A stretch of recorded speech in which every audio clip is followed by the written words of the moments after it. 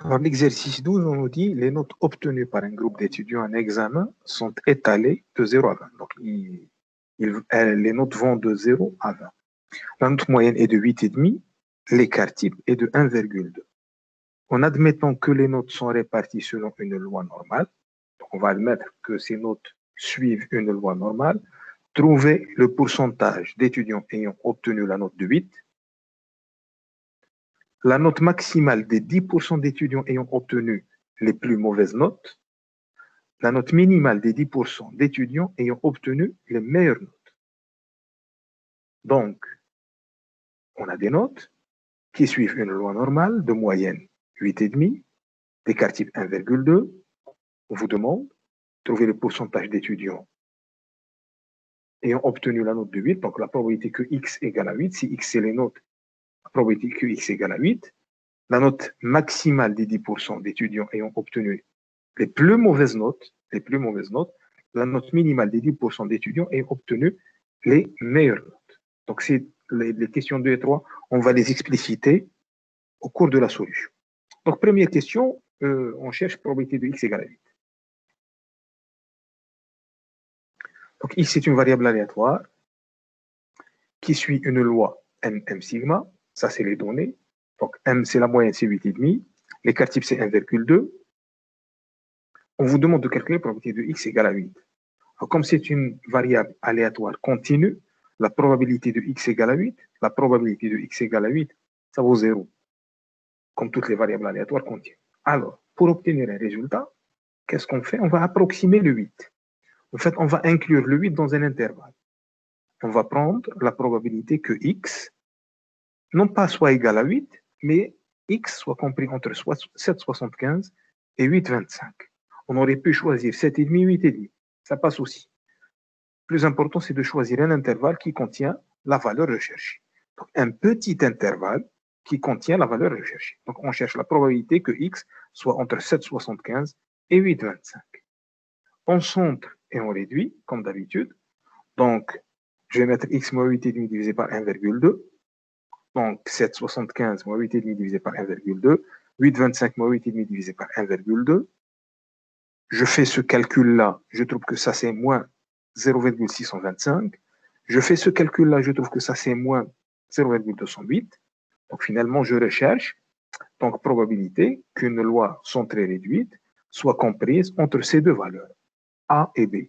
Donc c'est f de B moins f de A. Donc f de moins 0,208 moins f de moins 0,625. Comme c'est une valeur négative, la table de la loi normale ne fournit pas de valeur négative. Donc, qu'est-ce qu'on fait? F de moins alpha, c'est 1 moins f de alpha. F de moins bêta, c'est 1 moins f de bêta. Donc, je remplace 1 moins f de 0,208 moins 1 moins f de 0,625. Le 1 moins 1 disparaît. Il me reste finalement f de moins moins. Donc, ça me fait f de 0,625 moins f de 0,208. Deuxième observation, dans ma table que j'ai, je n'ai pas de 3 chiffres après la virgule. Je n'ai pas 3 chiffres après la virgule. Je n'ai que 2 chiffres après la virgule. Donc, 0,625, je vais le remplacer par 0,63. Et 0,208, je vais le remplacer par 0,21. Donc, je cherche f de 0,63. Pour cela, je vais à ma table de la loi normale f de 0,63. Donc, là, j'ai le 6, 0,6. Pour avoir le 3, voilà. Donc, 0,6 et 0,03. 0,6 et 0,03. J'obtiens cette valeur. 0,7357. 0,7357. Donc, ça, c'est la première valeur. Moins f de 0,21. F de 0,21, donc 0,2, avec 0,01. 0,2 avec 0,01. Ce qui me fait 0,5830. 0,5830. 0,5830. Donc, je fais le calcul, je trouve cette valeur. 0,1525. Donc, que je peux dire ici que 15% des étudiants ont obtenu la note de 8. 15% des étudiants ont obtenu la note de 8. Bien. Deuxième question. Alors, je relis la question. On vous dit la note trouvée, la note maximale, donc le maximum des notes obtenues par 10% des étudiants ayant obtenu les plus mauvaises notes. Donc 10% des étudiants ayant obtenu les plus mauvaises notes. Donc je vais schématiser un petit peu cette affaire.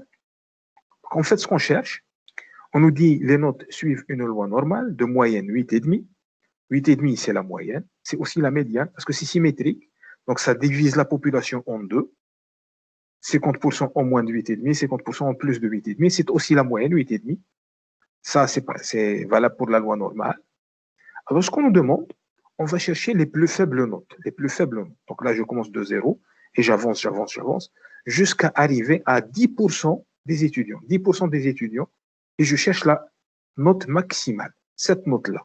Donc, je cherche cette valeur T, telle que la probabilité que X soit inférieur à T soit égale à 10%.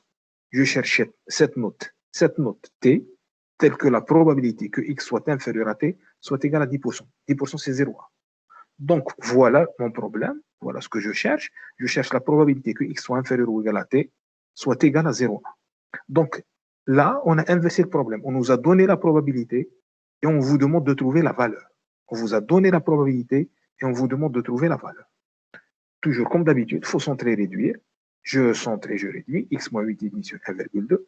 Là, j'obtiens T moins 8,5 sur 1,2. Il ne faut pas oublier que je cherche ce T-là. Je cherche ce T. Ceci doit être égal à 0,1. Ah. Alors, je pose tout ceci, je le pose grand T. Tout ceci, je le pose grand T. Donc, grand T, c'est T moins 8,5 divisé par 1,2. Alors, ce grand T, je dis, ce grand T est forcément négatif. Pourquoi?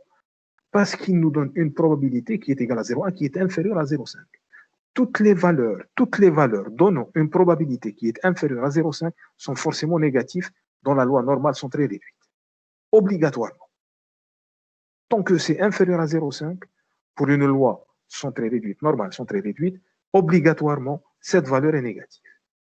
Comme je ne sais pas travailler avec une valeur négative, je vais utiliser, comme d'habitude, la probabilité que x moins 8,5 divisé par 1,2 inférieur ou égal à t, donc t est négatif. Ceci est égal à 1 moins p, probabilité de x moins 8,5 divisé par 1,2 inférieur ou égal à moins t. T négatif moins t positif. Donc, je tire d'ici, le 0,1, je le ramène de ce côté. Je trouve que la probabilité de x moins 8,5 divisé par 1,2 inférieur ou égal à moins t est égale à 0,9. Donc, je vais chercher dans la table. Je fais une lecture inverse. Attention, maintenant j'ai la probabilité et je cherche la valeur. J'ai la probabilité et je cherche la valeur. Je cherche le t tel que f de moins t est égal à 0,9. Donc je vais à ma table. Alors au milieu de la table, donc ça c'est les valeurs, je cherche ce qui se rapproche de plus de 0,9. 0,9. Alors on observe qu'il y a deux valeurs qui sont assez proches de 0,9. Soit celle-ci, 0,8997, soit celle-ci, 0,9015. On choisit soit celle-ci, soit celle-ci. On va accepter les deux. Bon, la plus proche, c'est celle-là, 0,8997. Il lui correspond 1,28. Cette valeur, il lui correspond 1,29. Donc, c'est soit 1,28, soit 1,29. Alors, donc, ce qui correspond à 0,9, c'est 1,28 ou 1,29. On acceptera les deux valeurs. Donc, moins t est égal à 1,28. Donc, t est égal à moins 1,28. N'oublions pas que t, c'était t moins, petit t moins 8,5 divisé par 1,2. Donc, je trouve que petit t moins 8,5 divisé par 1,2 est égal à moins 1,28. Je fais mon calcul, je tire le petit t, je trouve que c'est 6,96. Comme t représente une note, on va arrondir. On va dire que t est égal à 7. Donc, pour lire, qu'est-ce qu'on va dire? On peut dire que 10% des étudiants ont obtenu une note inférieure à 7. Ou bien, ce qui revient au même, 90% des étudiants ont obtenu une note qui est supérieure à 7, comme vous voulez. Donc, il y a deux lectures à ce résultat. soit on dit que 10% des étudiants ont obtenu une note inférieure à 7, ou bien que dire 90% des étudiants ont obtenu une note supérieure à 7. Alors, la troisième question, on va un petit peu faire une symétrie, si vous voulez. On vous demande la note maximale des 10% des étudiants ayant obtenu les meilleures notes. Donc, qu'est-ce que je cherche? Donc, c'est toujours distribué selon une loi normale. Je cherche la note T, telle que cette surface de la population, si vous voulez. Ce pourcentage de la population, c'est 10%. Donc, voilà ce que je cherche. Je cherche cette note T maintenant, la note minimale des meilleures notes. Là, c'est les meilleures notes. Là, c'est 20 et je reviens. Donc, ça, c'est les meilleures notes. La note minimale qui m'assure que toutes les notes supérieures à elle donnent 10% de la population. Donc, qu'est-ce que je cherche? Je cherche la probabilité que x soit supérieur ou égal à t. La probabilité de x soit supérieur ou égal à t est égale à 10%. Supérieur ou égal, je ne sais pas faire. Je dois me ramener à la fonction de répartition. Donc, j'écris probabilité de x supérieur ou égal à t. Ça, c'est 1 moins probabilité de x inférieur ou égal à t. Est égal à 10%, qui est 0,1. Donc, probabilité de x inférieur ou égal à t est égale à 0,9. Donc, soit probabilité de x moins 8,5 divisé par 1,2, je centre je réduis, est inférieur ou égal t moins 8,5 divisé par 1,2. Alors là, 0,9, on l'a déjà calculé. À 0,9, il correspond à la valeur 1,28. À 0,9, il correspond à la valeur 1,28. Donc t moins 8,5 divisé par 1,2 me donne 1,28. De là, je tire que t est égal à 10,036. Donc la note recherchée est 10 sur 20. J'arrondis un petit peu. Donc la note recherchée est 10 sur 20. Donc 10% des étudiants ont obtenu une note supérieure à 10. 10% des étudiants ont obtenu une note supérieure à 10. Ou bien on peut dire que 90% des étudiants ont obtenu une note inférieure à 10, qui revient au même.